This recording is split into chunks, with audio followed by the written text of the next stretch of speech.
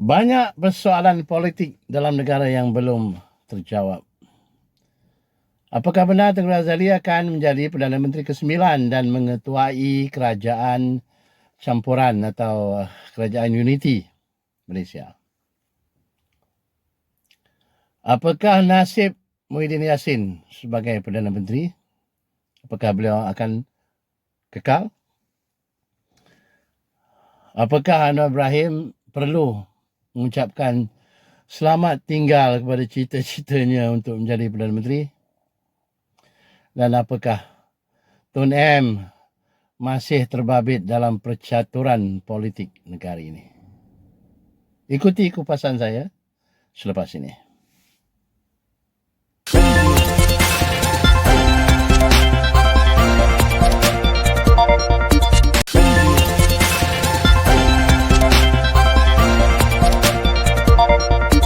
Assalamualaikum warahmatullahi wabarakatuh. Ada banyak persoalan politik hari ini yang saya nak sampaikan. Persoalan dan apa yang berlaku, apa tengah berlaku, apa dalam progres, keputusan yang belum diputuskan dan banyak lagi. Satu, mengenai Mufakat Nasional.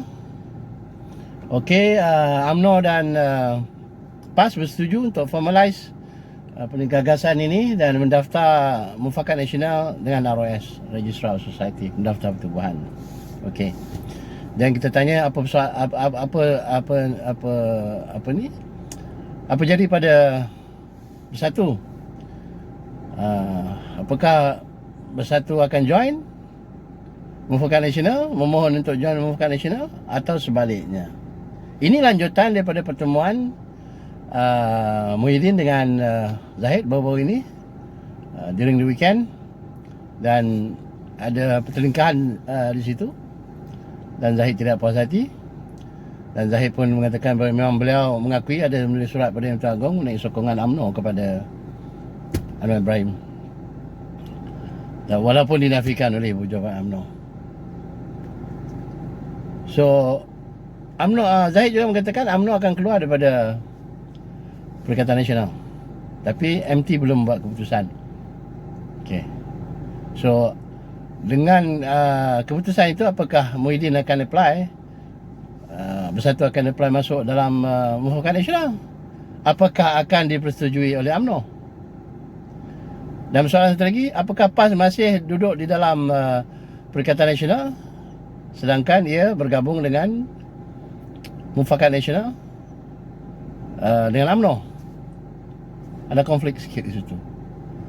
Apakah dia PAS akan terus dengan Perikatan Nasional dalam masa yang sama bekerjasama dengan UMNO? Apakah Bersatu happy dengan benda ini, dengan PAS join UMNO? PAS join Mufakat Nasional. Tapi kita tidak tahu lagi apa Ustaz Hadi punya pendirian dengan Perikatan Nasional. Masih tergantung. UMNO dicadangkan memecat ahli-ahli yang menyokong Anwar Ibrahim. Pemimpin yang kita tahu obviously Zahid dan Zahid dengan Najib yang menulis surat pada Yang Tuan Agong menyatakan sokongan pada Anwar Ibrahim. Tapi keputusan tidak dapat dibuat. Itu saranan Tengku Lee. Keputusan tidak dapat dibuat sebab mesyuarat ditangguhkan. Dengan situasi perkembangan ini, jika UMNO tidak lagi bersama Perikatan Nasional dan ditakdirkan PAS juga menarik diri, apa nasib para menteri? Menteri UMNO, Menteri PAS dalam Kabinet Muhyiddin Yassin. Sebelum ini dicadangkan bila kerjasama itu nampak longgar sikit, dicadangkan mereka ini mengundurkan diri. Mana ada dalam politik, sejarah politik yang mengundurkan diri ini? Kalau dah dapat tak undur punya. Kalau dipaksa baru undur. Kalau setakat nak undur macam tu susah. Susah. Kerana tanggungjawab, kerana apa nak undur diri, kerana tidak lagi sokong. Atau menteri-menteri ini, especially daripada UMNO, join Bersatu. Kan? Ada juga menteri-menteri kabinet dalam ni yang kononnya tidak mempunyai jawatan dalam UMNO, disuruh berhenti, digantikan menteri-menteri pemimpin UMNO yang berjawatan digantikan pada menteri-menteri UMNO yang tidak berjawatan dalam parti. Dan itu saya difahamkan antara syarat-syaratnya. Dan satu lagi untuk meletakkan pemimpin UMNO, ahli Dewan Rakyat UMNO, salah seorangnya menjadi timbalan Perdana Menteri jika kerjasama dalam Perikatan Nasional mau diteruskan. Itu yang jadi masalah.